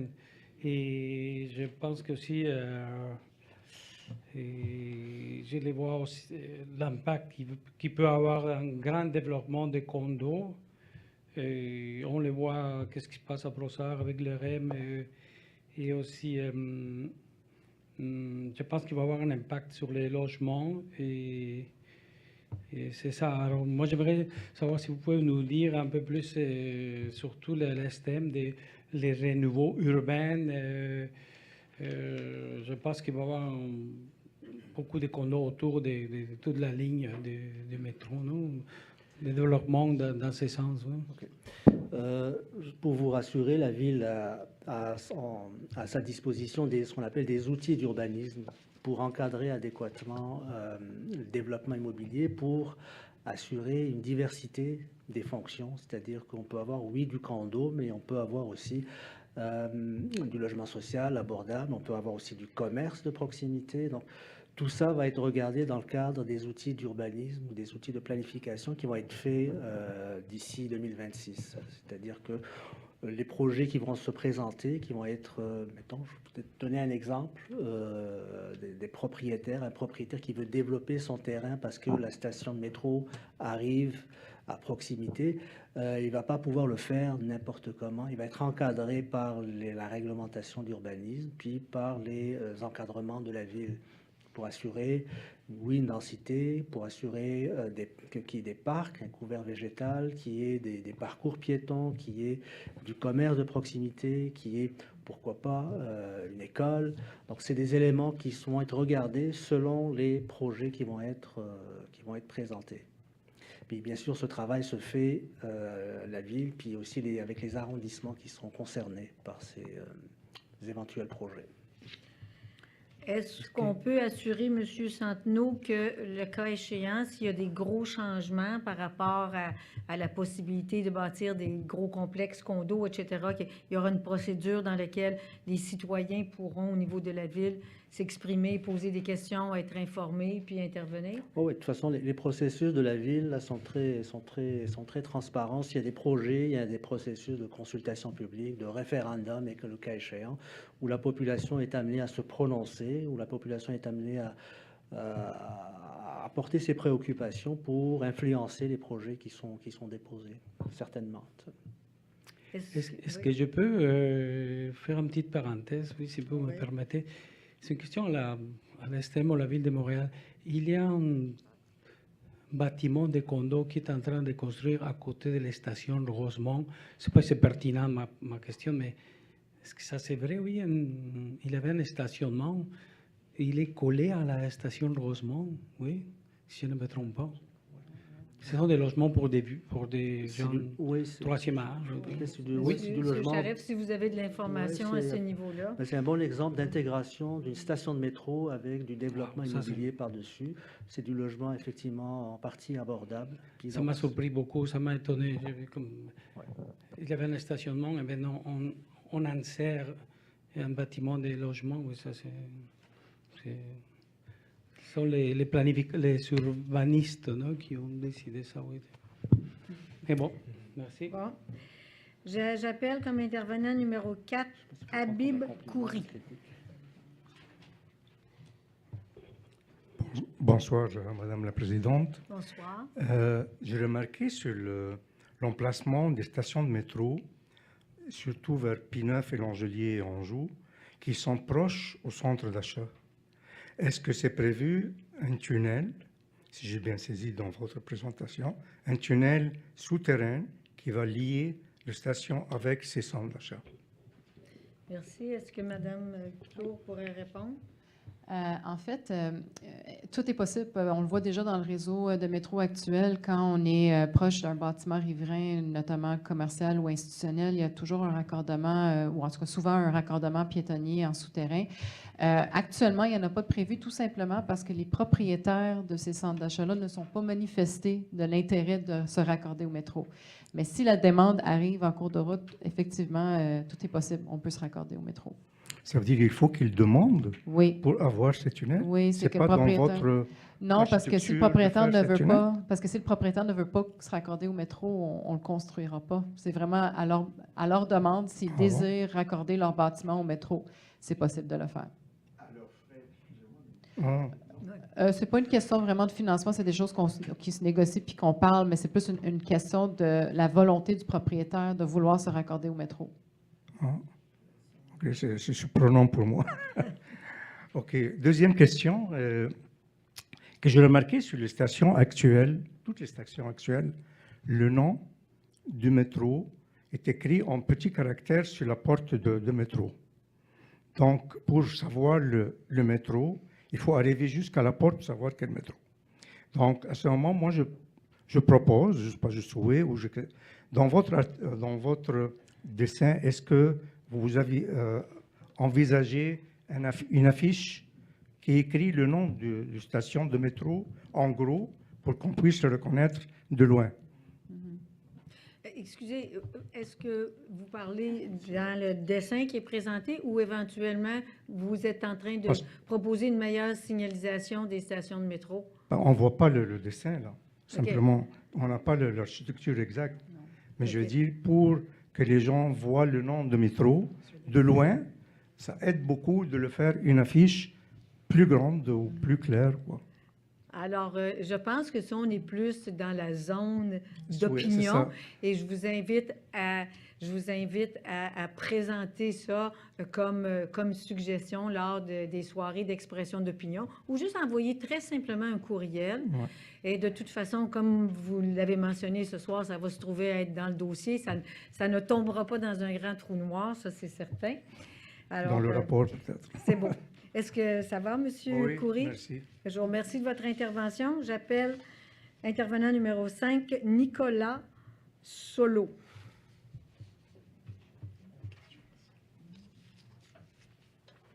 Bonsoir. Bonsoir. Alors, si j'ai bien compris, il n'y a pour l'instant pas de date fixée pour le début des travaux. Est-ce que c'est la même chose pour l'entrée en liste des évaluateurs dans le cas des expropriations? D'entrer en liste des évaluateurs dans le cadre des expropriations. Bon, je vais demander à Mme Clour de répondre si elle a l'information. Je veux juste m'assurer de bien comprendre. Vous dites que les évaluateurs qui doivent contacter les expropriés? Le travail d'évaluation. Oui. Bon, ben, je vais parler d'ordre général. Là. J'imagine que votre question elle doit être un peu plus précise, mais d'ordre général, comme j'ai mentionné lors de la présentation, tous ceux qui sont touchés par des expropriations ont été maintenant avisés. Dépendamment du moment où l'avis a été signifié, effectivement, il y a un travail d'évaluateur qui doit se faire. Donc ça, normalement, ça se fait via des avocats. Les demandes se font via des avocats pour pouvoir accéder parce que l'évaluateur doit éventuellement rentrer en contact avec le propriétaire pour pouvoir aller visiter son terrain, comprendre les lieux, discuter avec le propriétaire en tant que tel, comprendre ses états financiers pour pouvoir éventuellement faire son travail d'évaluation et déposer une offre détaillée. Je ne sais pas si ça répond à votre question parce que ça dépend vraiment du dossier puis à quel moment l'évaluateur, mais en fait, d'ordre général, oui, il y a des évaluateurs qui sont déjà embauchés par la STM ainsi que par le ministère des Transports qui, dans plusieurs cas, réalise le processus d'expropriation pour le compte de la STM. Ça, je comprends bien, on les connaît, mais la question était plus sur le planning. Est-ce qu'il y avait un planning figé ou pas? Oui, il y a un planning de figé, mais je ne peux pas vous dire à quel moment. Je vous dis, c'est vraiment du cas par cas selon le site en question. Si vous désirez un peu plus d'informations, on peut peut-être se parler à la fin de la séance. J'ai des collègues du MTQ qui sont avec nous ce soir, donc on pourra peut-être répondre plus spécifiquement à votre question. J'ai une autre question, mais j'en ai plein d'autres, mais après, il y a peut-être d'autres personnes derrière moi. Non, mais vous avez droit à une deuxième question, M. Solo. Est-ce que vous pourriez repréciser, s'il vous plaît, ce que vous avez qualifié de aire dédiée à la clientèle, la fameuse zone en T pointillé, s'il vous plaît? Oui. Madame Clos? Oui, absolument. Donc, j'ai mentionné que le T en plein, là, en couleur bleue pleine, c'est un bâtiment qui est joint à l'édicule principal pour pouvoir accéder au terminus d'autobus. L'espace dédié à la clientèle, c'est vraiment un espace où, justement, il y aura des espaces dédiés pour l'embarquement et des débarquements pour les autobus, pour que la clientèle puisse accéder à l'autobus ou au métro ou à d'autres modes de transport rendus à Anjou ou à P9, là, dépendamment du site concerné. Pourquoi qu'on l'a mis en pointillé? C'est parce qu'actuellement, cet espace-là est en définition en termes de configuration, en termes de bâti. Donc, on ne peut pas aujourd'hui vous préciser quelle forme qu'elle va prendre. On vous dit juste qu'il y a un espace dédié une aire dédiée pour pouvoir accéder à ces différents modes de transport. C'est un genre de débarcadère ou quelque chose comme ça? C'est un espace de débarcadère, mais est-ce qu'il s'insère dans un bâtiment? Est-ce qu'il est à air ouverte? Tout ça, c'est tout en analyse en ce moment. Madame Clour, est-ce qu'on peut comprendre que c'est, quand vous dites accéder à différents modes de transport, on parle d'autobus, mais peut-être potentiellement aussi de taxi ou de... Essentiellement, c'est un terminus d'autobus. Donc, la fonction première, c'est pour les autobus, mais bien évidemment, il y a des parcours sécuritaires par la suite pour pouvoir éventuellement accéder à d'autres aires de circulation, des pistes cyclables, des aires de circulation piétonne, effectivement des taxis. Tout ce travail-là se fait actuellement avec la ville pour pouvoir déterminer ces passages-là. Alors, toute cette intermodalité se fait dans cette aire-là. C'est essentiellement autobus, mais elle va être connectée à cet autre pôle de moteur. Merci. Merci. Merci beaucoup, M. Solo. J'invite comme intervenant numéro 6, Vanessa Thermogène. Bonsoir. Bonsoir. La question, en fait, c'est par rapport aux heures d'ouverture de la ligne bleue, si elle serait adaptée pour mieux, en fait, refléter un peu l'accessibilité, en fait, à toutes les heures, ou mieux pour ceux qui utilisent la ligne orange ou la ligne verte, pour que ça puisse, en fait, être... Merci. Mais est-ce que vous voulez dire, est-ce que vous avez une adaptation particulière? Vous êtes adapté pour, ou bien si vous demandez si ça va être les mêmes heures que les autres lignes? Oui, en fait, les heures seront changées ou auront les mêmes heures que la ligne orange ou la ligne verte, puisqu'elle ferme plus tôt la ligne bleue en général. Ah, merci. Madame Claude? Normalement, on a des heures standards d'ouverture du métro. Quand on parle de peut-être fermer une ligne un peu plus tôt, c'est juste parce qu'à un moment donné, le dernier train circule, puis éventuellement, on ferme les stations en cours de route. Mais généralement, c'est toutes les mêmes heures d'ouverture ou de fermeture du métro. Donc, le prolongement de la ligne bleue va être arrimé au reste du réseau. En termes d'accès, je ne sais pas si ça répond à une question. Oui. Sinon, la deuxième question, en fait, c'est puisque la 141, elle passe sur Jean Talon, et la majorité des stations, en fait, seront sur Jean Talon. Quelles seront, en fait, les mesures pour s'assurer qu'il n'y ait pas de retard, déjà que la 141 est souvent en retard, et en fait, pour aussi qu'il y ait un service qui soit, en fait, continuel durant les travaux. Madame Tour, êtes-vous en mesure de commenter? C'est une très bonne question. On sait que la ligne 141 est très achalandée et très importante dans le secteur. Il y a le projet du prolongement actuellement qu'on vous parle ce soir, mais il y a différents autres projets à la STM, dont un projet de refonte du réseau bus. Ça, c'est déjà en cours et dans le fond, on fait une réflexion sur l'ensemble du territoire montréalais pour mieux desservir justement les Montréalais en matière d'autobus. Bien évidemment, avec l'arrivée du prolongement, on va s'adapter avec ces nouvelles infrastructures, avec les nouvelles stations à la desserte bus dans le secteur.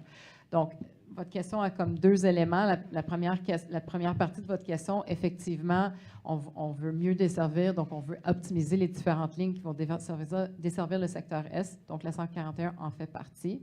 Après ça, la deuxième partie de votre question était vraiment au niveau des travaux.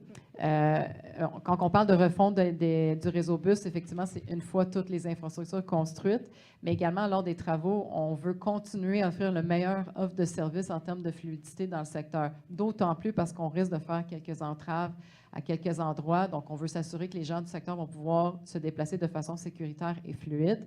Donc, on travaille main dans la main avec nos équipes de planification de surface à la STM pour nous assurer qu'on va pouvoir continuer à offrir un service adéquat durant les travaux et de façon sécuritaire. Parfait. Merci. Ça répond à Mme Thermogène. Monsieur Wolfe a une question. Alors, vous avez parlé dans votre présentation les études, un plan de mitigation des effets pendant les chantiers.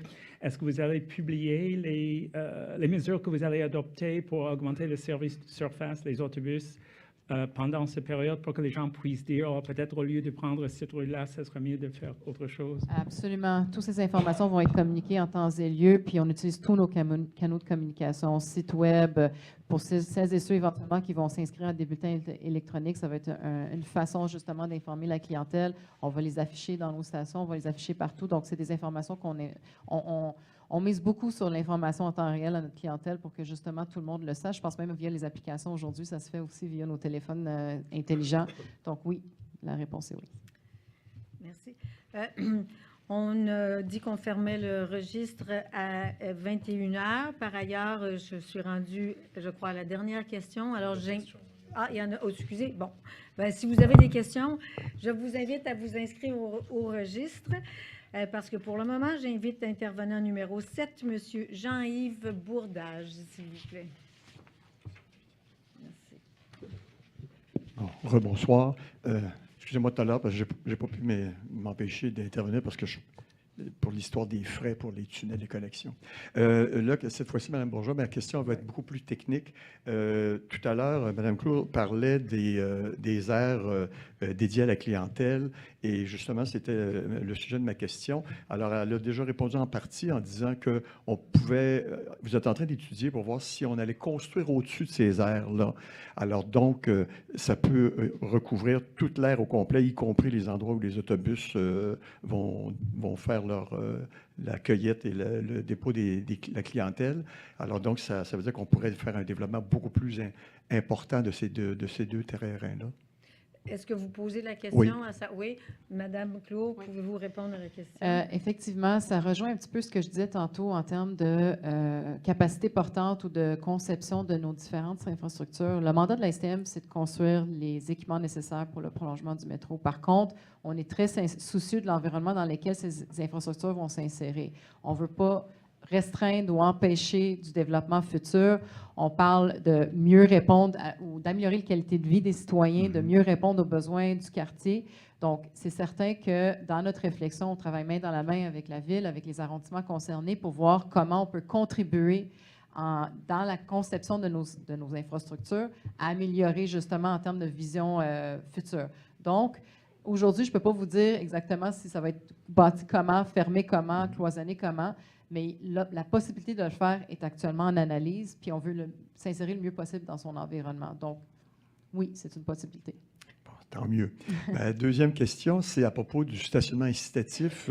Monsieur Charette, je crois que c'est vous qui avez parlé de faire un stationnement souterrain sous l'actuel stationnement. Alors, est-ce que je dois comprendre que le stationnement va rester la propriété d'une compagnie privée au niveau du sol? Puis, est-ce que le stationnement souterrain sera prévu pour supporter une structure au-dessus de ce terrain-là, si on décide de construire?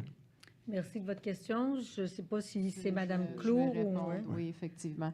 Le stationnement incitatif, au même titre que toutes les autres infrastructures, donc la réponse à la première question, c'est la même chose. Donc, effectivement, on est capable de développer au-dessus éventuellement. Par contre, dans le cas particulier auquel vous faites référence du stationnement incitatif, nous autres, quand on fait de l'acquisition, on va acquérir les terrains nécessaires pour la construction et pour l'éventuelle emprise nécessaire pour construire nos bâtiments, implanter nos bâtiments. Donc, dans l'aire de stationnement spécifique du centre d'achat actuellement, une fois que le stationnement incitatif en souterrain va être construit, la portion en surface va continuer à lui appartenir.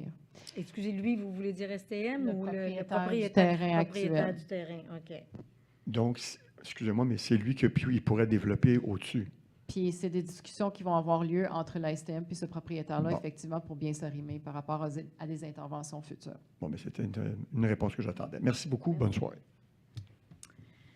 Merci, Monsieur Bourdage. J'appelle pour numéro 8, Monsieur Denis Côté. C'est l'histoire qui se répète. Alors, ma question, c'est concernant l'accès direct, sans aller à l'extérieur des installations du métro, vers de grands centres. Comme anecdote, hier, j'étais à l'Institut de tourisme et d'hôtellerie, et puis la station de métro donne sur le trottoir, et puis il faut faire 10 mètres sur le trottoir pour entrer dans l'édifice de l'Institut, qui est dans le même bâtiment. Alors, comment ça se fait qu'il n'y a pas eu une porte directe? Pourquoi il faut aller absolument dehors? Et puis, alors là, on en vient dans notre coin, là. Il y a plusieurs grands centres.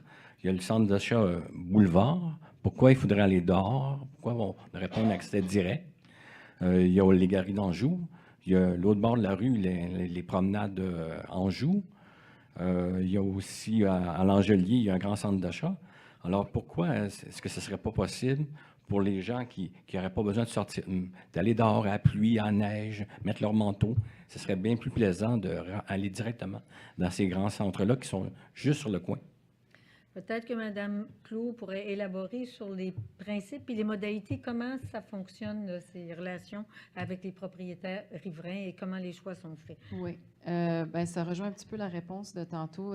Normalement, pour des accès riverains, c'est le riverain lui-même qui doit faire la demande parce que malheureusement, ce n'est pas tous les riverains ou les bâtiments riverains qui voudraient être accordés au métro.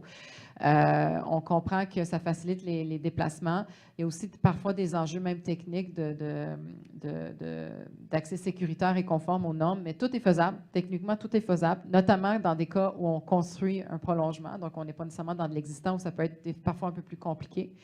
Mais je reviens sur le fait que dans ces cas-ci, ça doit être le propriétaire de ce bâtiment-là qui doit adresser la demande, qui doit démontrer une ouverture de vouloir se raccorder au métro pour que ça puisse se faire.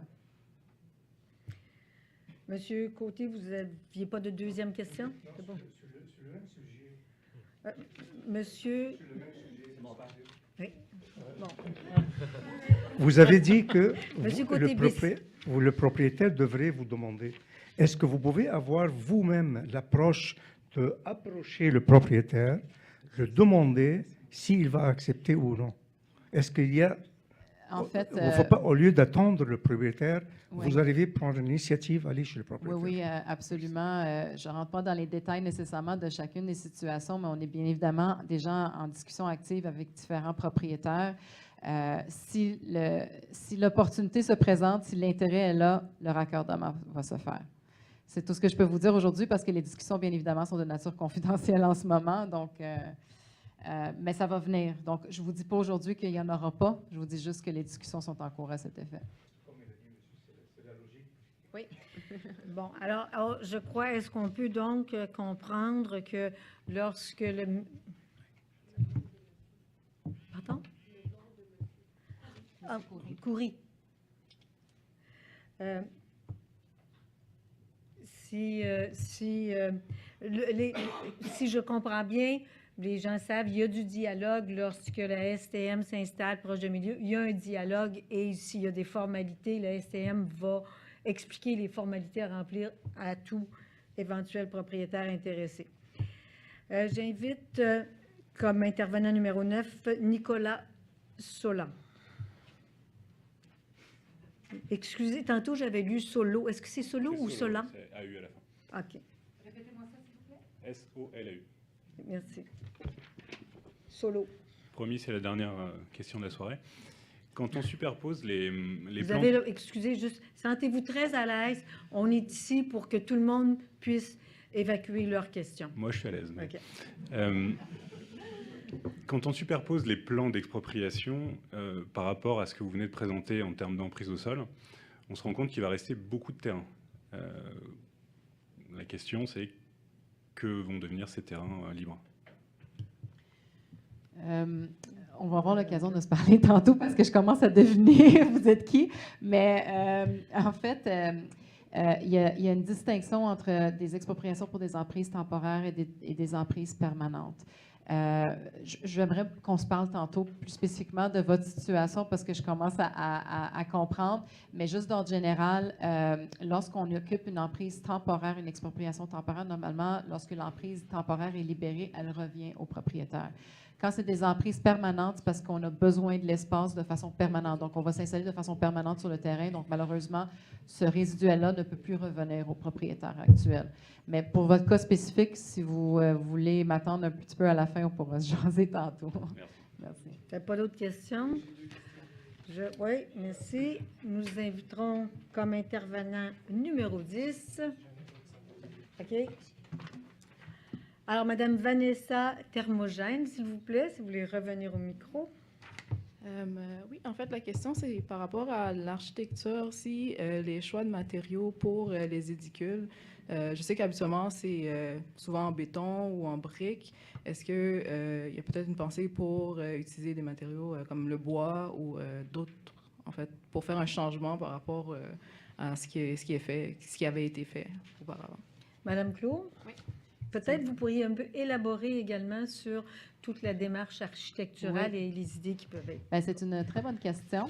En fait, comme j'ai peut-être mentionné un petit peu tantôt dans une autre réponse à une question ultérieure, précédente, En fait, nous, on a ce qu'on appelle des normes et critères de conception. Donc, comme j'ai mentionné tantôt, ça fait quand même plus de 50 ans qu'on a un réseau de métro. On le voit évoluer dans le temps.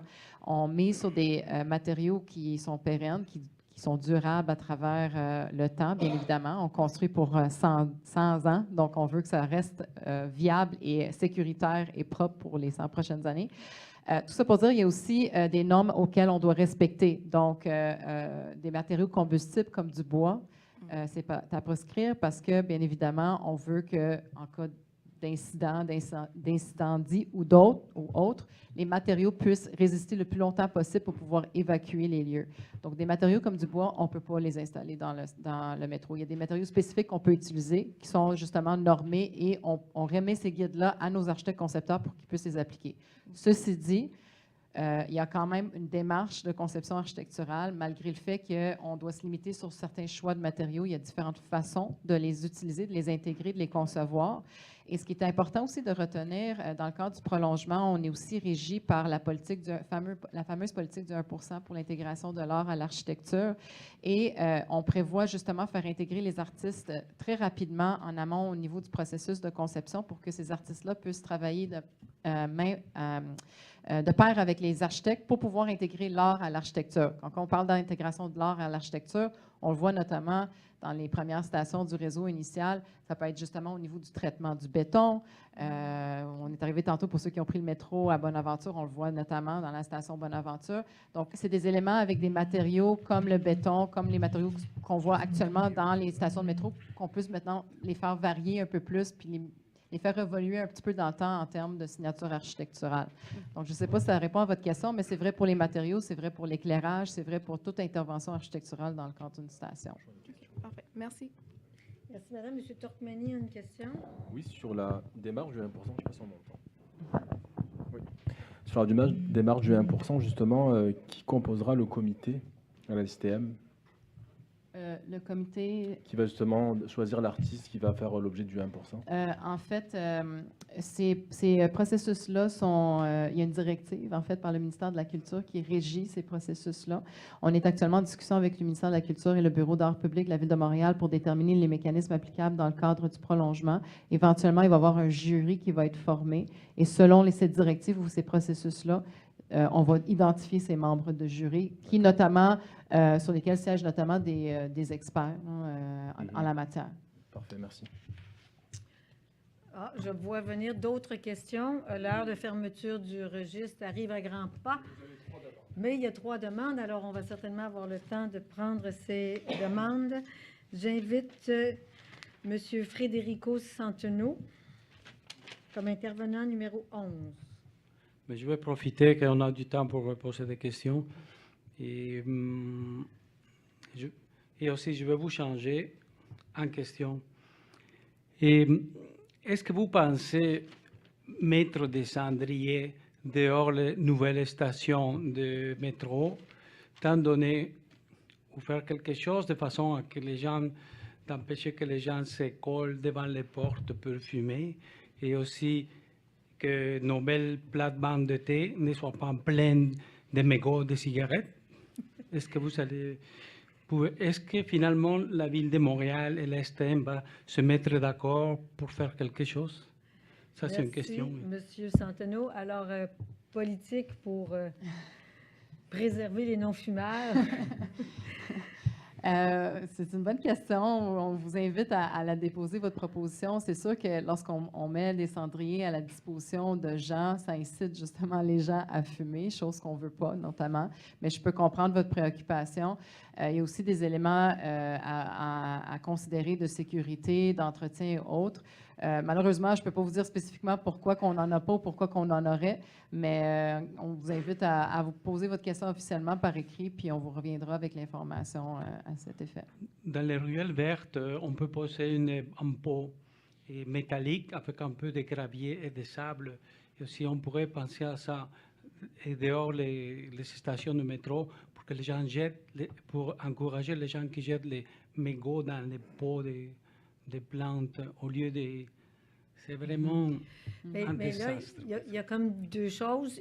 Au niveau de la question, Madame Clour, est-ce que vous étiez en train de proposer de fournir comme information quelle est la politique actuelle en ce qui concerne la disponibilité de cendriers autour des stations de métro? Je ne sais pas si c'est quelque chose qui est normé chez vous. Actuellement, effectivement, on n'en a pas de prévu. Il n'y en a pas actuellement. Il n'y a pas de cendrier en ce moment? Non, il n'y en a pas. OK. Donc, la réponse à la première partie de la question, en ce moment, il n'y a pas de cendrier. Donc, M. Centeno, ce que je vous invite à faire, puis ça va quand même être noté là, dans le procès-verbal d'aujourd'hui, mais néanmoins, si vous avez des bonnes idées à formuler pour que, finalement, l'environnement soit plus agréable pour tout le monde, ça va être très, très bienvenu lors des séances d'opinion. Puis ça peut se faire, comme je vous disais tantôt, en personne, juste de vive voix, comme vous venez de faire là, par courriel ou par mémoire officielle. Est-ce que vous avez une autre question, M. Centeno? C'est bon, merci. C'est beau. Intervenant numéro 12, c'est France Bindi-Elouette. Ou Franck, s'il vous plaît, Bindi-Elouette. Bonsoir. Bonsoir. Moi, j'ai une question plutôt technique. C'est est-ce qu'il y a une politique concernant la connectivité, notamment le Wi-Fi ou, par exemple, la recharge de téléphone? Ma question. Parce que tout à l'heure, vous avez parlé de métro, vous avez parlé de stations qui permettraient de recharger, si je comprends bien, le métro.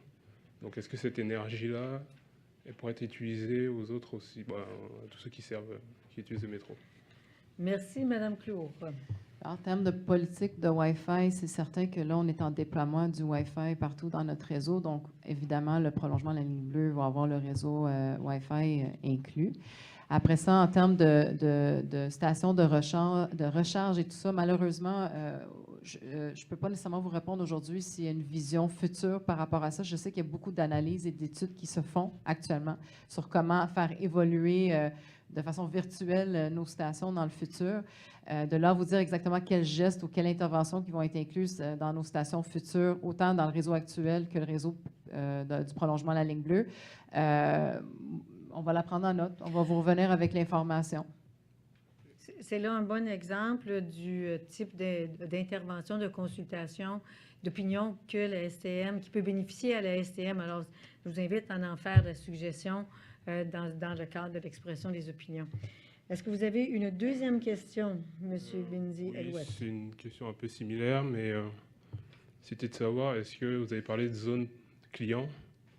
Est-ce qu'il y a une intention d'avoir plus de places assises à l'extérieur, c'est-à-dire quand on n'est pas dans le métro? Par exemple, de mon souvenir, il n'y a qu'à Berry, UQAM quasiment, qu'on peut s'asseoir à l'extérieur, et dans les autres, faut se tenir debout, quoi. Voulez-vous dire à l'extérieur de la station de métro, ouais, ou à l'extérieur des quais? À l'extérieur des quais, c'est-à-dire quand on attend, par exemple, le bus ou souvent... Okay. Souvent, il y a peu de place assises. Bien, justement, c'est la bonne tribune. Monsieur, les consultations publiques concernent justement la conception des stations. Donc, ça, c'est une très bonne recommandation, proposition que je vous invite à nous écrire formellement. C'est des éléments qu'on va pouvoir remettre à nos architectes dans leur réflexion parce que oui, dans la conception des stations, on prévoit aménager des espaces publics au pourtour des stations.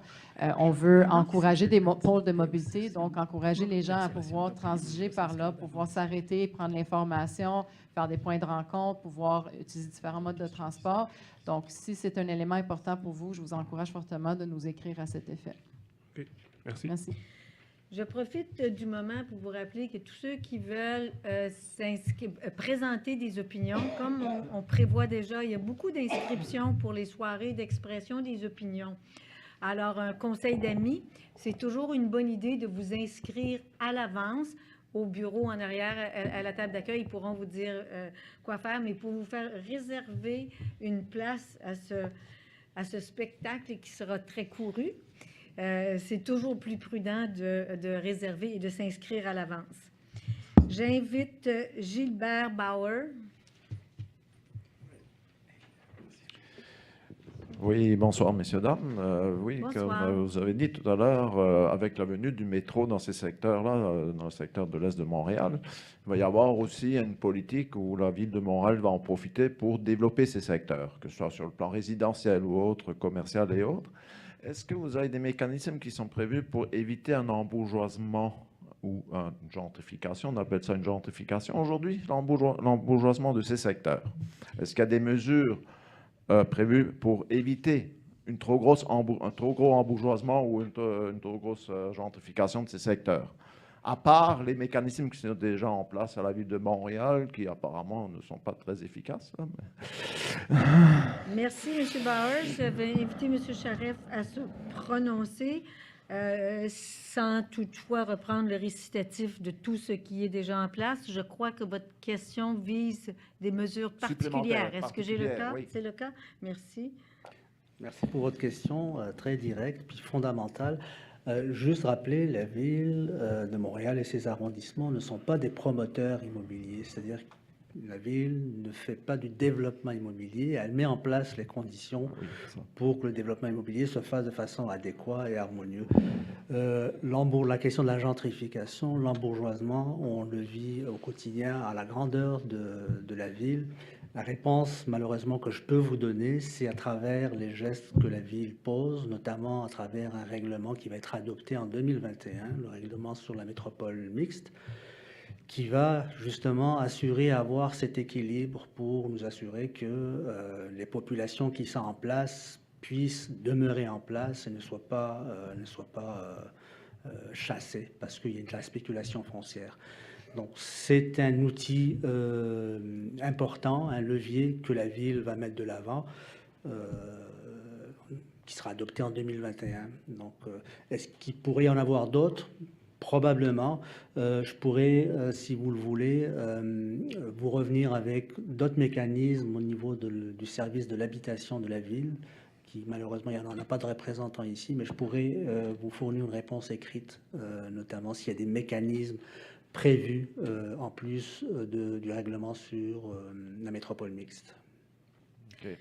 Monsieur Charest, est-ce que vous proposez que cette réponse soit transmise également à la STM pour qu'eux puissent la mettre sur leur site, le cas échéant, ou qu'il y ait un lien pour que l'information puisse profiter à tous les citoyens? Tout à fait. OK, merci. Est-ce que vous avez une deuxième question, oui, M. Bauer? Oui, j'ai une question. Est-ce que vous prévoyez, ça c'est un plan, c'est sur les points architecturaux des nouvelles stations, là, de prévoir plus de bancs sur les quais, de bancs pour s'asseoir en attendant le métro? Parce que là, actuellement, il n'y a pas beaucoup de bancs nulle part sur les quais là, pour pouvoir s'asseoir, pour attendre les métros. Il faudrait prévoir beaucoup plus de bancs sur tout le long des quais. Là. Est-ce que c'est prévu ça, éventuellement sur le plan architectural des nouvelles stations?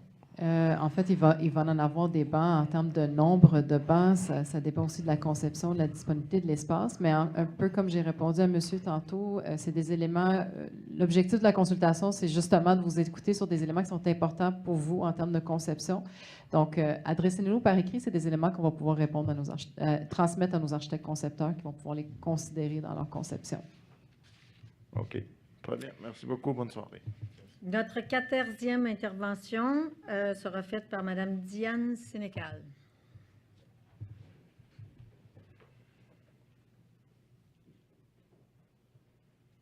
Bonsoir, Madame. Bonsoir, Mesdames, Messieurs. J'aimerais répondre à un monsieur qui s'interrogeait sur la cigarette et les problèmes que ça donnait, là. C'est pas très utile d'avoir un appareil parce que devant les portes, la loi indique que toute personne qui fume doit le faire à une distance de 9 mètres. C'est la loi, c'est affiché sur toutes les portes de métro et ça nous permet de pouvoir, surtout l'été, de pouvoir rester dehors avant d'aller prendre son métro et puis d'avoir de l'air frais.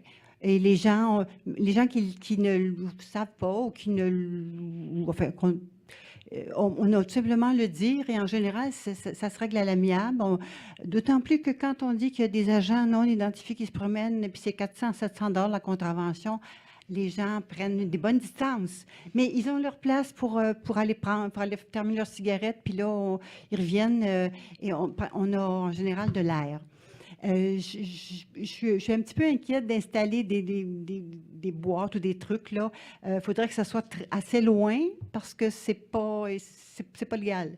Et puis de notre côté, faut pas non plus encourager les gens à à fumer parce qu'il y a quelque chose qui ressemble à quelque part où on peut fumer. Les gens, de toute façon, qui fument peuvent le faire parce que ils peuvent le faire ailleurs. Alors, de ce côté-là, c'est, comme je vous dis, c'est déjà réglé, puis c'est pour le mieux. On respire mieux, on respire bien. Et si on a besoin d'aide, on entre à l'intérieur du métro, on va voir l'agente ou l'agent de station, on en parle, ils se lèvent, puis ils viennent parler à la personne s'il y a lieu, puis ça se règle.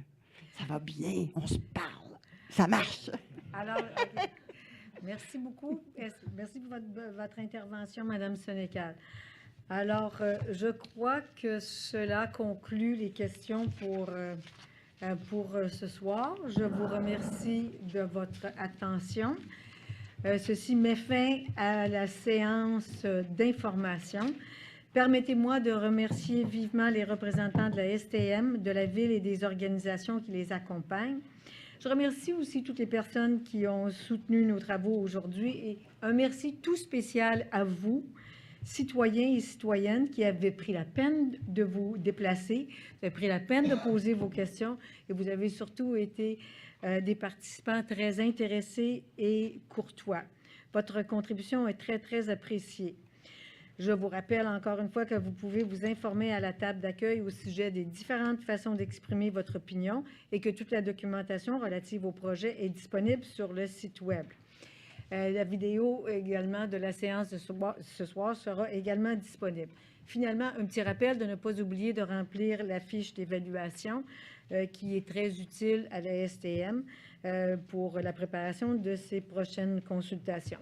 Je vous souhaite une excellente fin de soirée. Soyez prudents. Bon retour à la maison.